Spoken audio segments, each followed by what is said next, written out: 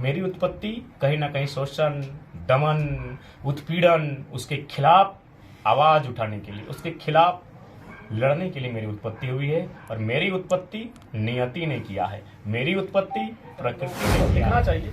जब पूजा सिंघल एक आईएएस आती है जो 25 करोड़ का घोटाला करके निकल जाती है, छवि रंजन नाम का एक आईएएस आता है जो करोड़ों का घोटाला करके निकल जाता है, और उसी राज्य में इतनी भारी संख्या में प्रवासी लोग आते हैं, तो उन बेशरम लोगों को सोचना चाहिए। उन मेहमान लोगों को देश तरक्की तब नहीं करता है जब किसी उद्योगपति, नाम ही लेता हूँ, माननीय अडानी, अगर माननीय अंबानी साहब, अगर उनकी पत्नियां 3 लाख की साड़ियां पहनती हैं तो देश को उन्नति नहीं मानेंगे। कदम अलग जगह रखते हैं, खाना अलग जगह खाते हैं, लेकिन ये सारा चीज ये लोग यही कमरे में करते हैं। दादा, आप मजदूरों के साथ में जमीन में बैठ गए, किसी प्रकार का संकोच नहीं है और मजदूरों के साथ में अपना स्नेह लुटा रहे हैं। देखिए, हम लोग डाउन टू अर्थ हैं।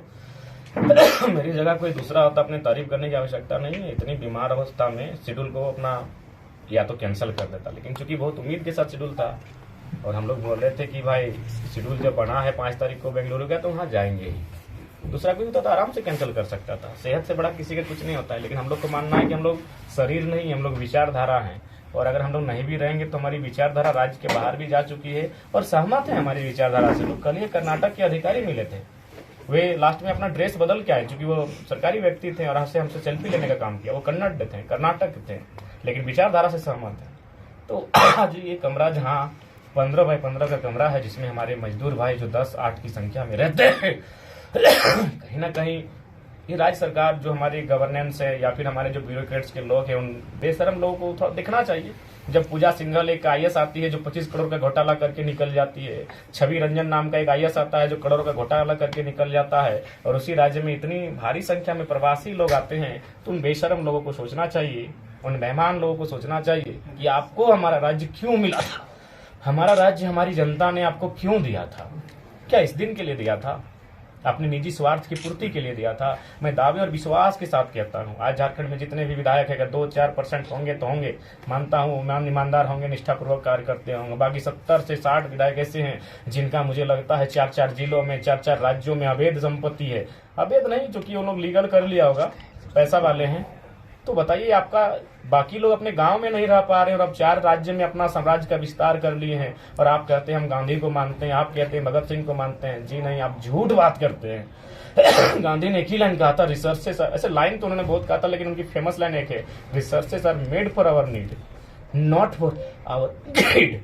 यानी संसाधन जो है, कोयला, अभ्रक, बालू, यानी जो भी संसाधन है उनका इस प्रकार से वितरण हो कि एक आम व्यक्ति को भी उससे लाभ मिले। भगत सिंह कहते थे कि इंसान इतना गरीब नहीं होना चाहिए कि उसके कोई खरीद सके, और कोई इंसान इतना भी अमीर नहीं होना चाहिए, कोई इंसान इतना गरीब ना हो कि अपने आप को बेचे, और कोई इंसान इतना अमीर ना हो कि किसी को खरीदे। आज ये लोग बंधुआ मजदूर बन के हैं, यानी एक तरह से अपने आप का सौदा कर रहे हैं, अपनी ऊर्जा का सौदा कर रहे हैं, अपने ख्वाबों का सौदा कर रहे हैं, अपनी जिंदगी का सौदा कर रहे हैं, अपनी जवानी का और अपने आधे बुढ़ापे का ये लोग सौदा कर रहे हैं। ये अवस्था नहीं होनी चाहिए। इन प्रवासी मजदूर के साथ आप किस तरह से खड़े रहेंगे, क्योंकि ये लोग बहुत दूर दूर से लेकर आए हुए हैं, झारखंड के तमाम जिलों से आए हुए हैं, कैसे खड़ा रहिएगा इन लोगों के साथ? तांत्रिक देश में सबसे पहला होता है आवाज बनना। आज की डेट में हम देखते हैं जो लोग आवाज उठाते हैं उन पर लोग झूठे मुकदमे डालकर अंदर कर देते हैं। तो मीडिया के माध्यम से जब ये चीजें हाईलाइटेड होंगी, और जब अब हमारे नेशनल चैनल्स में इंडिया पाकिस्तान मुद्दा ना होके रोजगार मुद्दा रहेगा, मजदूरों का मजदूरी मुद्दा रहेगा, उनकी सुरक्षा मुद्दा रहेगा, तो देश में विकास होगा। आज क्या होता है, मीडिया में डिबेट, नेशनल मीडिया में देश के प्रधानमंत्री को सवाल अक्षय कुमार जाके पूछते हैं कि आम आप चूसते हैं कि काट के खाते हैं, तब तकलीफ होता है। तो जब मीडिया में इन चीजों को स्थान दिया जाएगा, जब लाखों मजदूरों की समस्या के समाधान पर चर्चा होगा, इस देश में कहीं ना कहीं मजदूरों के लिए उन्नति के रास्ते खुलेंगे, और होना भी चाहिए। मैं बार बार कहता हूँ कि कोई भी देश तरक्की तब नहीं करता है जब किसी उद्योगपति, नाम ही लेता हूँ, माननीय अडानी, अगर माननीय अंबानी साहब, अगर उनकी पत्नियां 3 लाख की साड़ियां पहनती हैं तो देश को उन्नति नहीं मानेंगे। देश को उन्नति तब मानेंगे जब ये मजदूर जो हैं और इनकी पत्नियां, जब इस गठरी जो होता है, इन साड़ी में गठरी लगती है, उसमें अगर बाजार मूल्य को वहन करने का वजन होगा, उस गठरी में उतनी जान होगी कि मार्केट में जो भी घरेलू सामान है उसको खरीद सके बाजार से, तब ये राष्ट्र उन्नति वाला राष्ट्र माना जाएगा, नहीं तो आपके सारे वादे झूठे हैं। दादा, मजदूर दिन भर काम करके आए हैं, थके हुए हैं, ऐसे में थके हुए अवस्था में रात में 10:30 बजे का समय हो रहा है, अभी सोने का समय है, फिर भी इनकी आंखों में चमक है। लाइव में भी हमारे साथ में सैकड़ों लोग जुड़ चुके हैं, आपकी बातों को सुन और लगातार नोटिस भी कर रहे हैं, क्या कहना चाहेंगे?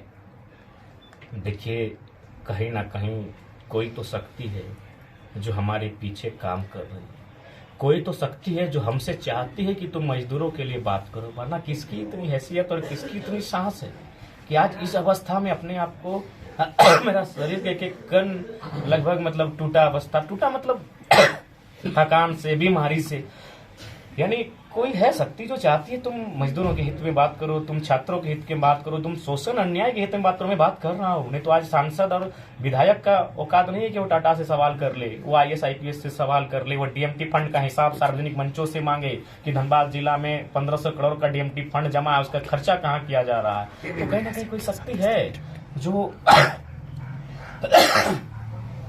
शायद हमारे साथ काम कर रही है, यानी ये समय की मांग है। मेरी उत्पत्ति एकाएक अगर हुई है तो समय की मांग है। मेरी उत्पत्ति व्यक्तिगत के लिए नहीं है, अगर व्यक्तिगत होती तो मैं झारखंड में होता, किसी विधानसभा की तैयारी कर रहा होता।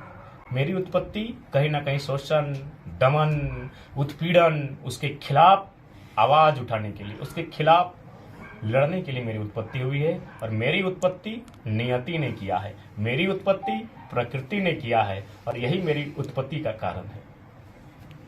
बेंगलोर से तमाम झारखंड वासी के बीच कब तक जाएंगे आप, क्योंकि वहाँ भी जनसभा आप संबोधित करते हैं तो सैकड़ों लोग आपको सुनने देखने आते हैं, कब तक आइएगा उन्हें? बेंगलोर से आप झारखंड कब लौट रहे हैं? कल शाम को या परसों सुबह।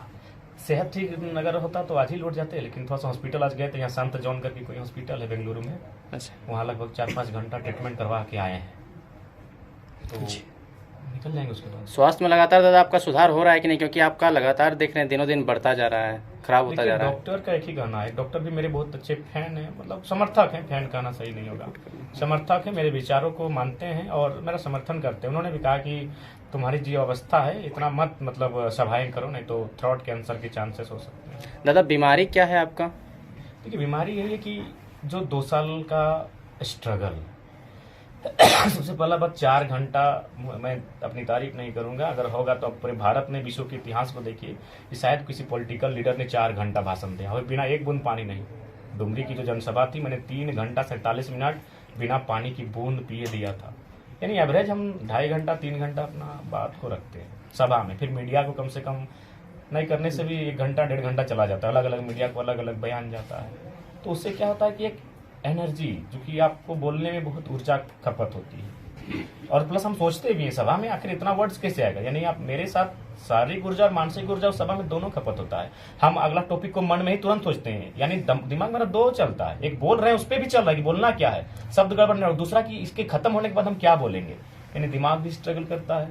और शारीरिक, चूंकि जब आवाज आती है वो भले कंठ की आवाज है, लेकिन वो नाभि से स्टार्ट होता है मेरी आवाज, यहाँ से हम जोर लगाते हैं, जब एग्रेसिव स्पीच देते हैं तो यहाँ से जोर लगाते हैं, जब यहाँ से जोर लगता है तो शरीर का ये दोनों पार्ट से जो पसली में क्या बोलेंगे, इसका बहुत पेन करता है मेरा, इसके बाद थोड़ा सा पेन यहाँ होता है, और ये गर्दन तो पूरा डैमेज है, खाना तो इसे पार ही नहीं होता है, और उसके बाद वो असर करता है आपका दिमाग में, क्योंकि यहाँ प्रेशर बनता है, माथा हिट हो जाता है, और फिर उसका असर आँख में होता है, यानी जो अभी हम हाल फिलहाल जांच किए उसमें यहाँ का प्रॉब्लम था, आँख का प्रॉब्लम था, गला का प्रॉब्लम था, चेस्ट का प्रॉब्लम था, वो 7 प्रॉब्लम था। तो जयराम में तो रिसर्च कब करते हैं? दिन रात तो ये पब्लिक के बीच में ही नजर आते हैं, जो भी टॉपिक जिस पे अभी जो भी मुद्दा उठाना होता है या जो भी बात करना रखना होता है, तो रिसर्च कब करते हैं? रात को, जब 12-1-2 बजे 1-2 घंटा रिसर्च करते हैं, और जब सभा नहीं होता है उस दिन बहुत ज़्यादा समय रिसर्च में लगाते हैं। बाकी धन्यवाद सबका, बहुत बहुत धन्यवाद।